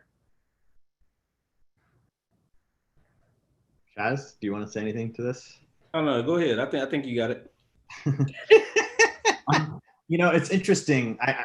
I appreciate you bringing that up, because it's you raising that question is basically just in so many ways, it's that's the question that lives inside of me. So I don't have an answer for you. But something that I can consistently encounter is, even if your framework is completely radical abolitionist and the system is absolutely illegitimate, it's designed to destroy us, let's overturn it. Even if that's your framework, you still have this challenge, which is, okay, no real deep structural change is going to happen until you can bring people along, right? And we need to bring lots of people along. It's not a door I can just walk through on my own. In my head, it's a beautiful place, but that's why we're having this conversation. We need the community has to choose to walk through this door together. It doesn't have to be everybody, but it has to be a hell of a lot more people than we have at this moment. And so, there's this, when it all boils back down to the practical work of organizing, right? So then you're like, okay, we're going to have a meeting, and how many people show up to your meeting, right? You got 10 people at your meeting, and then you say, okay, we're going to organize a protest, and we're going to do this, we're going to do that, and in so many ways, this moment, I feel like, has opened possibilities for us that we've been dreaming and talking about for so long. But it's always that work, right? I mean, how do you get people on board? And we did a survey in partnership with the Urban Institute a little while ago about community policing, and we went to just complete brain fart. Chaz, we went to we went to Colony Park, then we knocked on about 80 doors. Colony Park. Yeah. Went to Colony Park, spent about a week, going door to door, talking to people. And the results, asking people, just listening to their thoughts on policing were really, they were contradictory.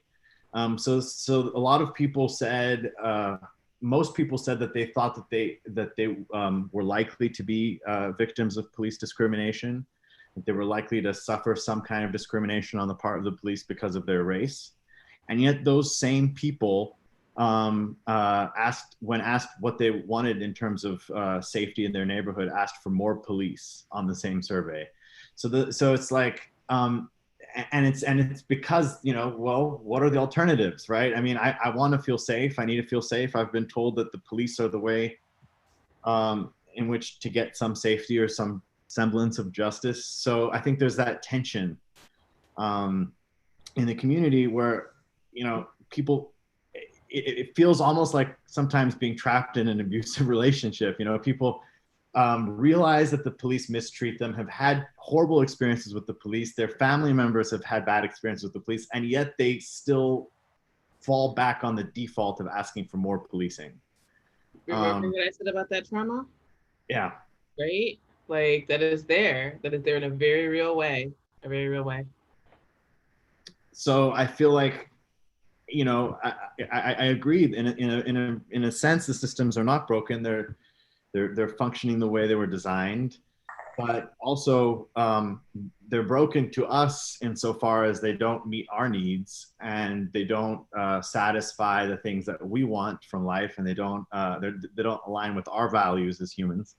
So in that sense, I think we can see them as kind of both designed to destroy us and broken in a sense. Not in the sense that we want to go and necessarily fix the system, but that we think that out of the rubbles of the system that currently exists, there will be the beginnings of something new. But it's not us. Yeah. and I think that letter that was put out by AJC and a lot of other local groups was kind of aiming to do that, like pushing ourselves away from the table, letting them know, like, we're not trying to work with y'all anymore. And so since we're in here in a space where we're discussing what it looks like to have a world without policing, that's just why I kind of bring that question, is that, so like, if we're not working with them anymore, then what, at what capacity are we working with them, and what capacities are we not working with them? And just trying to find that kind of clarity in there so that it can hopefully lead us to this place of abolition and, a more equitable, future for the city and hopefully for the country. Yeah. And, I'll jump in right quick before we get to Dan. I think, and this is a shameless Hamilton plug, but I think it's really important to be in a room where these things are happening, right? Like, if we were not at the table to help APD come up with the de-escalation policy that they had not had before, I can't even fathom what that de-escalation policy would look like, right? Now, did that de-escalation policy help you? Absolutely not. Did it help Mike Ramos and Da Silva and anybody else? Absolutely not. But it has resulted in cops getting fired. which is, you know, a very small, very, very minute victory. But it's like, you know, like JP said, like you have to be, or some of us at least have to be willing to engage because, and I agree with both of you, right? The system is working the way it's designed to work. But if we didn't engage, it's my personal opinion that the system would engulf us far more quickly if we didn't, right? Like we have to be at those tables and help them write those policies because they are incapable, as long as they wear those uniforms and badges, of doing it themselves, right? So, but I think I can answer your question. I don't think, and I don't want to speak for my group because, you know, like we don't do the whole one leader at the top. We collectively make decisions, and it's only JP and I right here. But I think moving forward, I think the way we hold the police accountable, I think the way we hold the police department accountable is not directly working with them. I think we just work through our elected officials and things of that nature, right? Because I don't think we can no longer sit at the table with the people that are brutalizing and killing folks in our community. So I hope that answered the question a little bit. I want to say a couple of things here, and I'm not with AJC, and we don't always see eye to eye on things, but I'm also not going to lambast them right now. So I just, like, Chaz, when you said, like, at the table, like, there was a little something that squeaked in me, and like when so I'm with the REAL committee, which is Race Equity, Accountability, and Leadership for NASW Texas, and a while ago, maybe a month ago, Trump was like, we're going to use social workers and we're going to put them in the same cars as police officers because they know how to handle things, and we're going to just bring them on board. They can handle the complex cases. And one of the leaders at NASW, their initial response was, well, if we're definitely considering it, because if we're not at the table, we're on the menu. And I was like, oh, that's the wrong answer. And I think that there is a way in which we have to be very careful. And when I say we, I'm like, this is something that I deal with all of the time, right? Like I am constantly trying to figure out what is my role with policing while being like deathly afraid of these people and also like really angry a lot of times, but also calling for accountability and trying to figure out where that spot is, right? And so like, how are we at the table without like in a way that is actually productive, that's not like that we're just about to get thrown in and eaten. And then I think that there's also the idea of like, how much do we think our audiences can hold, right? Like how much do we think that, and this usually happens with white people, like how much do we feel like we need to coddle their sense and sensitivity by like not challenging them and pushing them to their growing edge? And how does that make us not, how does that make us part of the problem? But also, JP, what you're talking about with the community being with us or not being with us in that survey, I remember that survey. And I also know that the Black Austin Face Group gives me like indigestion. Anytime I see some anti-Black stuff on my Facebook feed, it is a Black Austin. There is so much internalized racial oppression that is coming out of our pores right now. And if we don't have Black people on board and we're telling white people that they need to be following the lead of Black people, and these Black people are confused, and these Black people are like, yeah, you know, if they just pull up their pants, like, no, we can't do that, right? So like, what is the work that we are doing and building in those relationships? And like, also, like you said, JP, like making sure that these folks are actually coming on board. And then the last thing that I want to speak to really quickly is strategy, right? So like, there are organizations that are like balls to the wall. I should stop swearing. But there are organizations that are like out here, you know, like left as left can be, right? And there are organizations that are more in the middle, right? Like everybody has a different piece of this. And how are we being strategic? Because like there's some power in some stances, there's some power in numbers, there's some power in like deep community relationships. And how are we leveraging all of these different points to be able to get to the same goal, right? Like there's some things that AJC can say that CCU can't say. There's some things that Go Austin Vamos Austin can say that Poder can't say, right? There's some things that like I'm sure that the Red Guards can do, right? But like what how are we being strategic in what we're doing so that we are able to get to the outcomes that we all desire? Yeah, I absolutely agree with that. Dan, you're on the line. Well, okay. Yeah, we hear you. Yeah. Okay, I have a couple of questions. I have lived in Austin since 2006, and I'm from Minneapolis originally, and actually still have a home there. But I have a question about how Austin operates, because in Minneapolis, we had community councils all throughout the city, and they were funded in part by the city of Minneapolis budget and were driven by neighbors and community folks who would bring issues, who would have a role in resolving issues that were happening in their neighborhood, whether it was police relations, landlord-tenant, 7-Eleven, Southland Corporation moving into different neighborhoods. So I just wondered if Austin has anything like that. And I'm thinking also that Spencer Cronk, who is Austin's city manager, his last job was city manager for Minneapolis. So he would understand that system. And that seemed to, and it still operates in Minneapolis. You know, Minneapolis is not obviously ideal either, but it was a way to bring the voice of people in various neighborhoods throughout the city. And I think Minneapolis might be a little smaller than Austin, but I'm not sure. But it's kind of comparable in some ways.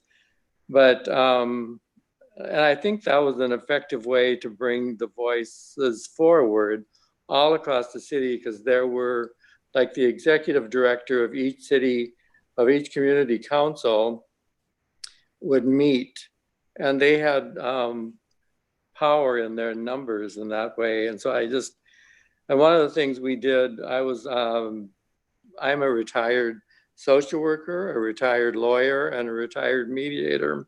And one of the things we did was build a community-based mediation model in North Minneapolis, which is a neighborhood with a very high percentage of African-American people, but also now a lot of Southeast Asian people as well. And it was built on a model based on using elders to resolve community-based issues. And so we did training around community-based mediation using the African elder model and the Chinese elder model. And that worked quite effectively for quite a while. It eventually dissolved because of funding issues, but we also brought in an organization from New Orleans called the People's Institute for Survival and Beyond.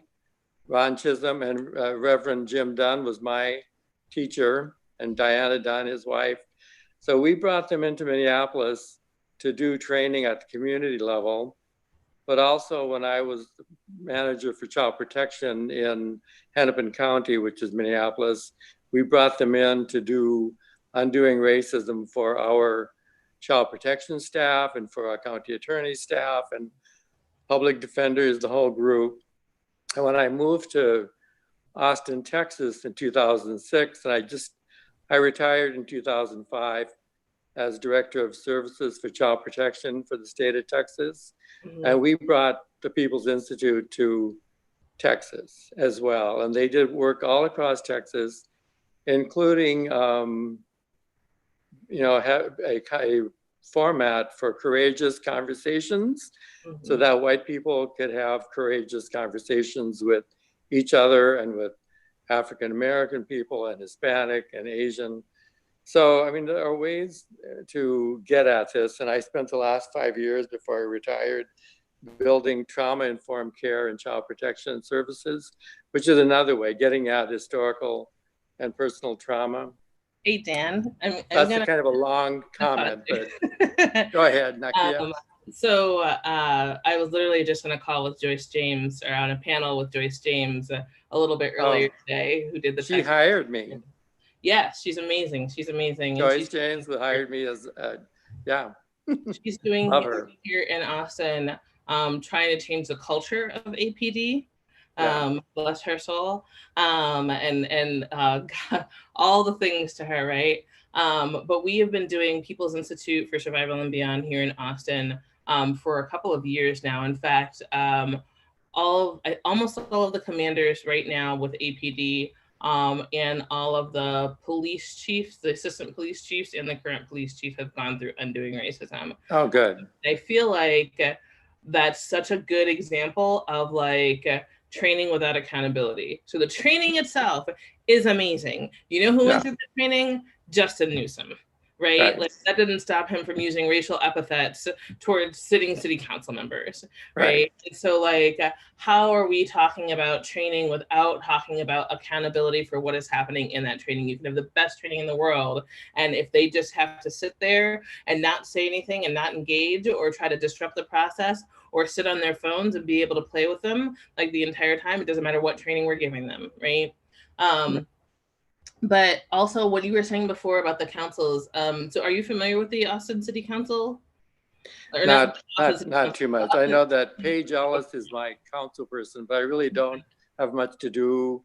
My focus was statewide, and then since I've been retired, I've just been trying to recover from years of child protection work. So right. You know. So Austin has an Austin Neighborhood Council, which sounds very similar to what you were talking about. Okay, that's good to know. And so I would say check out your neighborhood. I don't know where you live. I was part of the one in Ridgetop neighborhood over by Airport and 55th. And I was working with them for a while, but like each one has their own neighborhood and they get together to meet, I think monthly, and often have like presentations from the city and by the mayor, et cetera, to them because they have a certain amount of power in Austin. So I would look at them. So is there strength in that model at the community level in Austin? I mean, to influence budget and funding and all of that stuff. There's definitely strength to influence funding and budgets, but like it is a neighborhood council, and neighborhoods in Austin are working with gentrification and the history of redlining, right? And so a lot of the people who are on those neighborhood councils are white and who are invested in land ownership and property ownership, and do not have an anti-racist lens. Just being yeah. JP, do you want to add anything?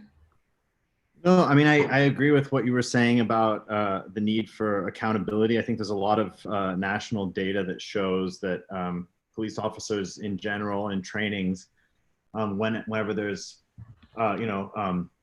anti-racist stuff or bias training, they tend to regard that as just kind of like necessary for politics and sort of the political part they have to put up with in their jobs to get through that as quickly as possible. Doesn't seem to quite get through to them as much. And also they're operating within a framework, a structure that's still, at a certain key point in the process, it invites them and encourages them and teaches them to respond with violence. So I don't know, I think at that drop of the hat moment, I don't know that the information absorbed through a training, if it was absorbed at all, would prevent an officer from pulling that trigger. But I am interested in, I think a lot of the crisis intervention stuff that you talked about, Dan, I think that we're taking baby steps in that direction now in Austin. And AJC and several other local groups are kind of, we're starting to think about what that can look like. Well, maybe, I don't know how Spencer Cronk is operating here, but he was very involved. He had a very powerful position in Minneapolis. So, I mean, he at least knows on the ground how that worked in Minneapolis. And so maybe there's some possibility with him, I don't know. I don't know him. I didn't know. I've been here for 16 years. So he was not in that job. The person who was in that job his name was R.T. Ryback. And he's now the president of the Northwest Area Foundation, which is a very big deal in Minnesota. So, and I don't know how foundations are working here either, Yeah. So, I mean, and we hope we can get some positive results with Spencer Cronk. But Dan, I just want to thank you for your commentary and your question. Sure. Thanks, Dan. All right, you're welcome. One more person. Apple, Jameson, and then we'll let you all close it out with last remarks. Apple, go ahead. What a name, also. Oh, hello. I Hey. don't know if you can see me. Oh, hi. First of all, I want to thank you all for the work that you do, and thank you for having this seminar. I'm relatively new to this abolition conversation, and you know, when I wrote, there were so many things that you said, and so many things other people said that I actually like wrote it down in my notes, and I want to like address them. I'm so sorry. I know you guys want to leave, and everybody's so busy. But when Julie spoke about and everybody, you know, addressed what Julie said about the institutional racism in schools in Austin, I realized you guys were mostly speaking about like the institutional racist practices, but I was thinking about the individual attitudes that also exist here in Austin. I'm sorry, I'm gonna try not to get emotional as well. I'm an immigrant, and my family came here in 2015, and I have a younger brother, and he has endured so much racism from, you know, his schoolmates.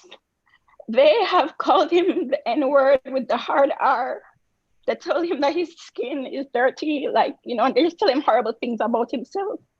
And the way that the school has responded, it wasn't a response. It's so inadequate. He gets physically assaulted as well.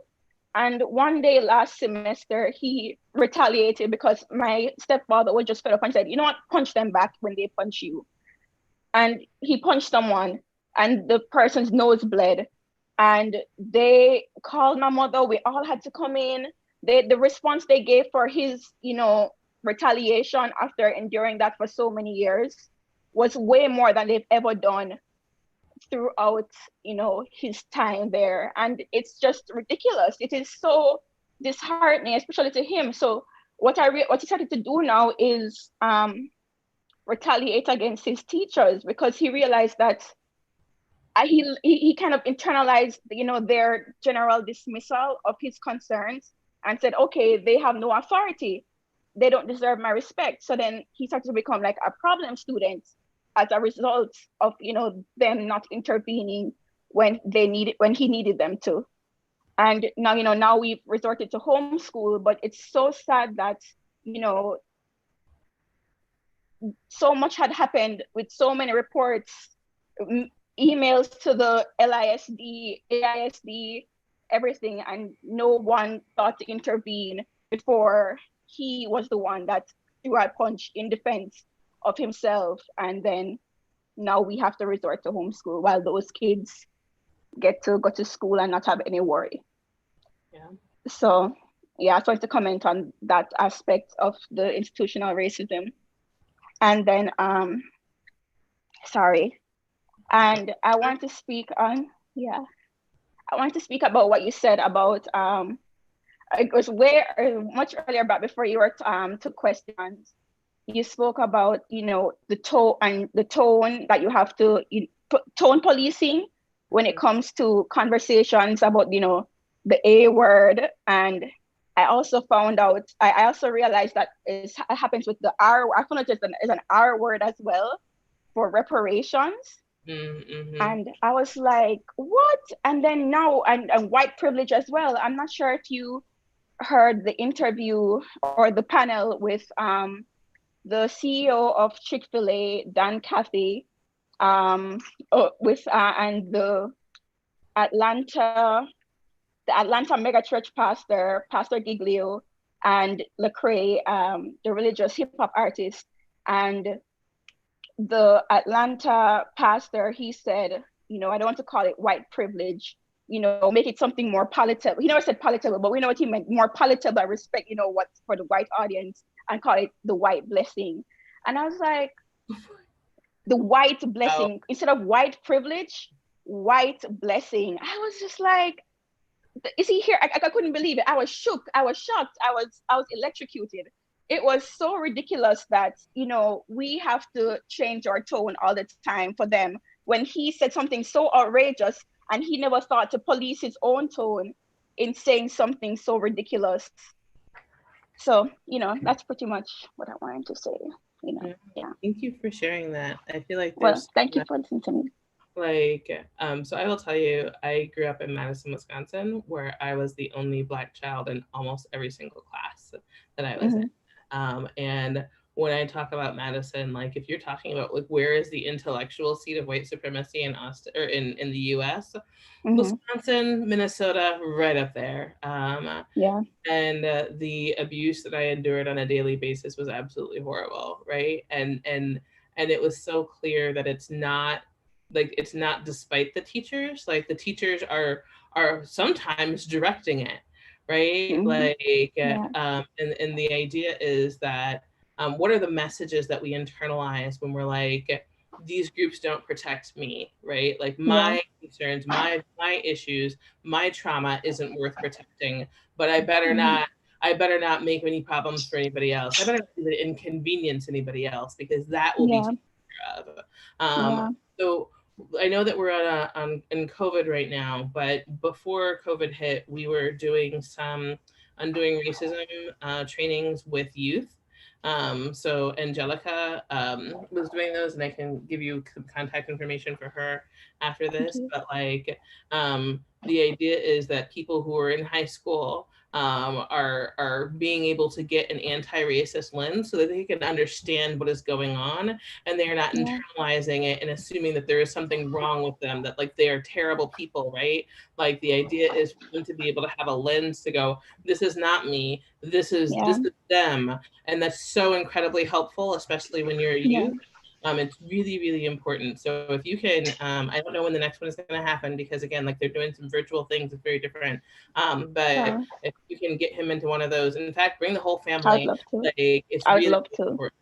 Yeah, absolutely. Thank you so much. Thank you so much.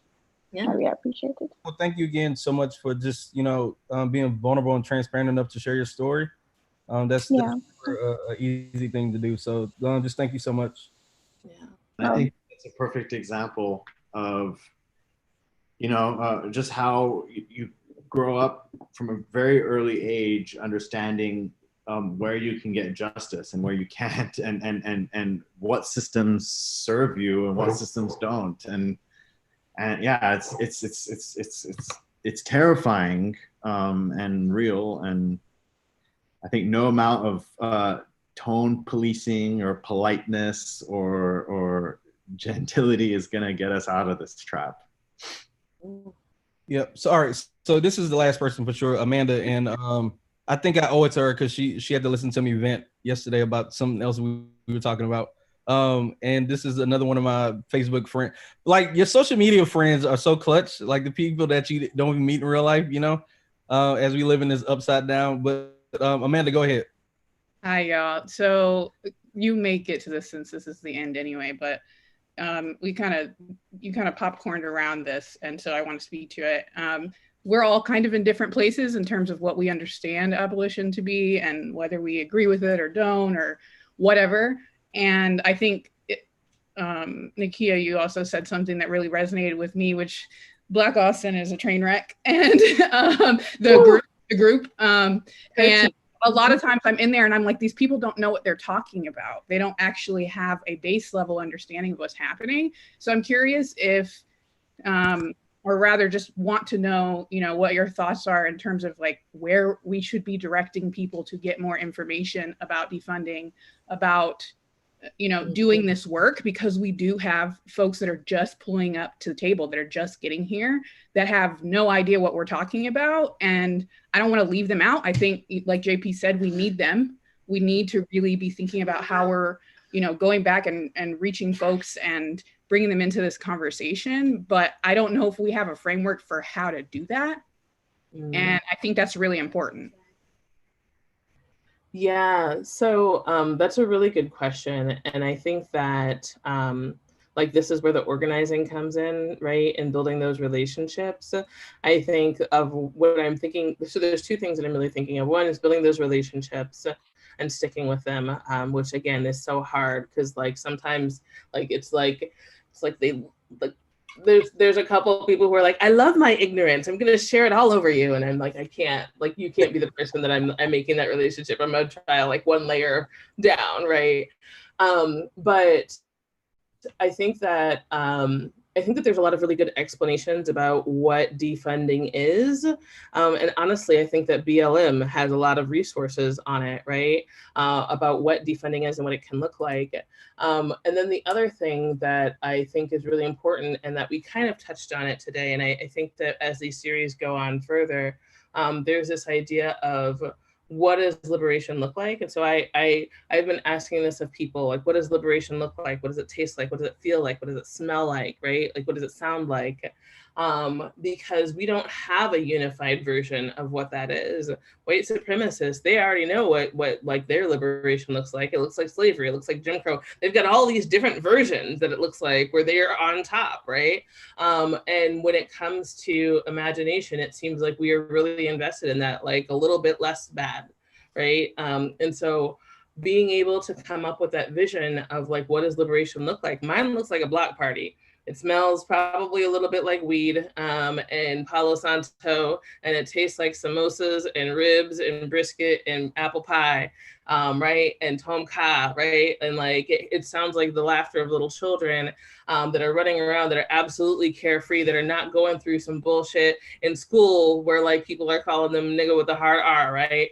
And so like, it looks like joy. And if we can take that image, if we can bond over what liberation looks like for all of us, and then go backwards, right? Go from like, okay, liberation looks like this beautifulness. Like if I'm thinking about public safety, how does that look in this new idea of what liberation is? And like move that backwards, I think that we can do a lot more than we're doing right now. Oh my God, I don't want to follow that. That was just perfect. Oh man. You know, I just wanted to address a comment that was made in the chat as well, which I think kind of goes to the same point. Someone mentioned having a positive experience with a police officer where they called 911 and the police officer saved their mom's life. And I think that there are people who, you know, there are all kinds of people among us in our community who have these experiences, these little anecdotal times when you called 911 and it worked out, you know, lucky enough the officer didn't shoot you, you know. But the bigger picture is what we take for granted by keeping the systems that we have. Like for me, at least, you know, even if you have a degree of privilege, white privilege, or that, you know, God forbid, it's definitely not a blessing. But, you know, and it allows you to shelter yourself to a certain extent. You're doing that at the price of basically a system that treats private property, material belongings as more important than human life, and that treats human life as a form of property, right? That treats human life as surplus, you know. I mean, we can afford to just throw away thousands of people, as the governor, you know, reminds us with his response to COVID, and so we take for granted a system that just wastes human life. And so I think for me, it's so important to remind people and to remind myself that like none of this is normal, none of this is natural, none of this is the way it should be, none of this is the way it has to be, none of this is written in the stars, and we can work together and change it. And there's a lot of work to do ahead of us.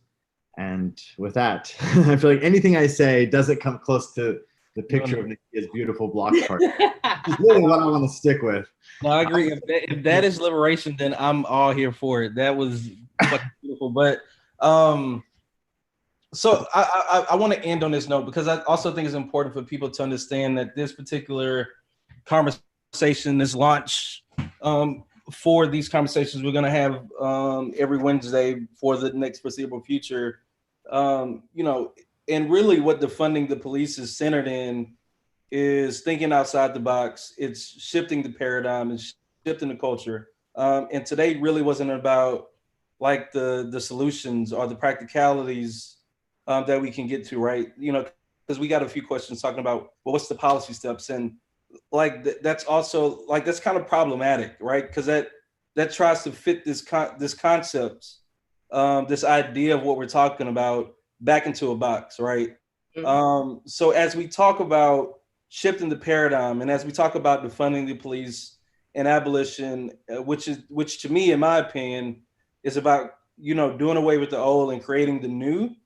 I think it would be important for us to leave on a note of reminding people that in order to have, and I'm trying not to sound elitist when I say this, in order to have access to this new world, in order to be accepted into this new world, we all have to let go and unlearn the shit that we have been socialized to think, right?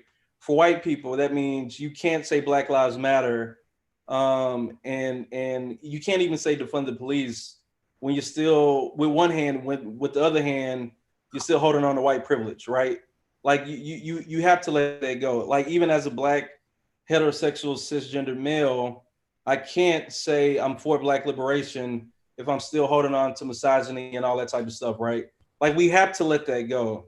So I just wanted you all to quickly, if you want, chime in on the need, and it's really a need. Need is such a small word, but the need for us to be able to unlearn and unpack all those things so we can think clearly, vividly about what this new world and all these new concepts, like I said earlier, safety in the American context is not for everybody. Mm-hmm. Like it's a very privileged phrase, right? In order for us to get to where we're trying to go, we have to rethink and question all these things, right? So as we talk about defunding the police, again, which is just really thinking outside the box. And I know at AJC, it's not just about the police, right? Like, which is why we kind of look funny at people when they say defund the police, but then they go back to work, which is part of this capitalistic system, right? You know, like, but also understanding the nuance and the difficulty and all that, right? So as we talk about defunding the police, what would you all give people as we close, as a tool, as a piece of advice, as a suggestion, as a perspective on how they can clear this board, right? Like how they can reset their board, because we all have these whiteboards that are so cluttered with socialized concepts and ideas. Like how can we erase the board and imagine anew? I think that mine is Blackboard, thank you. I think that what I spoke to before about like figuring out what are the stories that we have told ourselves about policing? Like what is our understanding? What is our story around policing? And how did it come to be? And how does that actually match up with reality? And where can we see real stories about policing? Because there are a lot of people who are just now coming to the table because they see with the murder of George Floyd in the middle of the street and all of this movement and all of these, all of this police brutality that is on film and blatant and brazen and out there. And they're like, oh, wow, police brutality is a thing. Who knew? And like, let me tell you, I knew. Black and brown people knew, like we knew. And what is it? So what are the stories that you have about policing? How do those match up with reality? And if you're just coming to the table, like what is it that stops you from hearing our voices before? Because this conversation about police abolition is not new. This conversation about prison abolition is not new. This conversation about police brutality is not new. But now all of a sudden we have a whole lot more people who are believers. And it's not about like what made you start believing, what stopped you from hearing us before. And I think that if you can ask yourself that question and ask the people that you are with that question and then reanalyze your understanding of policing, we'll be able to get to a much better place. And, you know, I think one of the things that stops people is precisely that they're invested in the status quo, invested in maintaining the system, right? There's something here that's really working for me, or that I think is working for me. And then all of a sudden I run into a global pandemic. I lose my job. I'm stuck at home and I don't know how I'm going to pay my rent next month. And all of a sudden, all the things that I thought I had kind of maybe going for me are not really going for me anymore. And I'm starting to become less and less invested in maintaining things the way they are.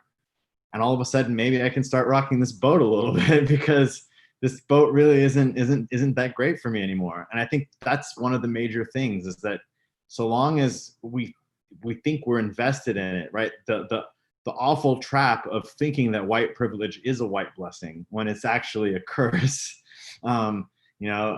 is precisely the problem. The risk of buying into this system and thinking, oh, this will probably work out, or even if you're, person of color, Latinx, Asian American, or a person even of indigenous descent, but assimilated and trying to sort of buy into the system and some amount of success within the system, it's really easy to feel like, well, I have a stake in the status quo.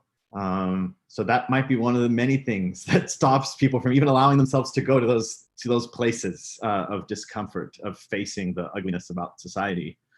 To that, it's the simplest thing. I mentioned it before, but I really genuinely believe that being able to connect deeply with just, call it spirituality if you want, call it your humanity, call it your, whatever it is, this miracle, this element of life that you have, that is you, right? This consciousness, whatever it is. Just being able to, on some level, meditate or connect with that, or even just pause and take a deep breath, I think is so important, because I believe that once you connect with something on that level, then you're not afraid of losing. Then you can let go of things, then you aren't defined. Your identity isn't defined by the things that you're holding on to. And for me, there's no real possibility of anti-racism that isn't on some level of a letting go. It's a letting go of institutional power, letting go of management of the lives of other people, letting go of positions and structures, and a letting go of land, of territory, of space, of everything. It has to be a release. But if those are the things that you construct your identity around, if those are the things that define you as a person and define your value, then you're not going to let go of them. You're going to hold on to the bitter end. Even if the whole thing is burning down, you're going to go down in the flames. So I think if there's any hope of us building something better, something new in this moment, in this pandemic, we should connect with that thing, that we truly have. And my last offering is going to be a little quote from Ursula K. Le Guin, a science fiction writer who I love. And she has this one beautiful line from a book called The Dispossessed, where she says, "All you have is what you are and what you give." And I just wanted to offer that. Thank you.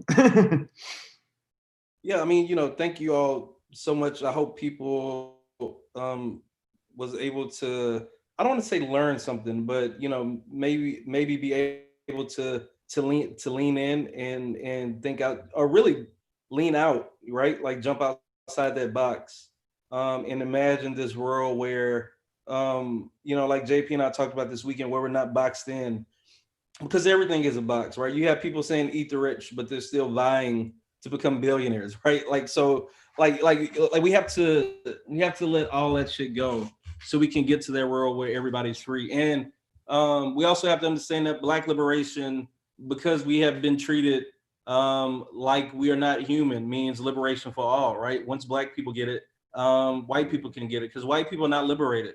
The fact that white people don't see themselves in police brutality, in police violence, is not liberating.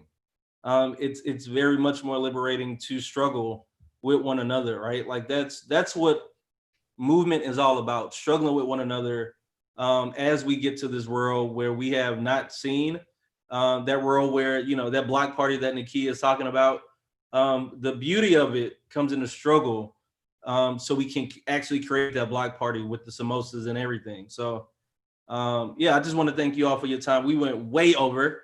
You know, I want to give people a few minutes just to send you all praise and tell, you know, if people want to tell them thank you or they're great or whatever, this is the time to do that before we get out of here. And, you know, moving forward, we will be having more conversations around what the next steps can actually look like, right? What does alternatives to policing look like? What is, you know, mental health first response? What is alternatives to domestic violence or violence in general? Because we know they exist, and we know they exist because we exist, right? Like, you know, our greatest resource is one another. And we don't need these things. We don't need these systems. And that is very much rooted in Black queer feminist theory, right? Like, and I tell people all the time, if we just listened to Black women a very long time ago, we would not be here where we are. But America, I guess. So thank you all, JP, Nakia, thank you so much. Like I've been saying, I love you all. White people, I love you too. But white people, you have to be better. And people that want to be white, you have to let that shit go. Yes. Yeah. Thank y'all. This was great. Thank you, everybody. Yeah. All right, everybody, go enjoy those samosas. And mimosas. All the osas.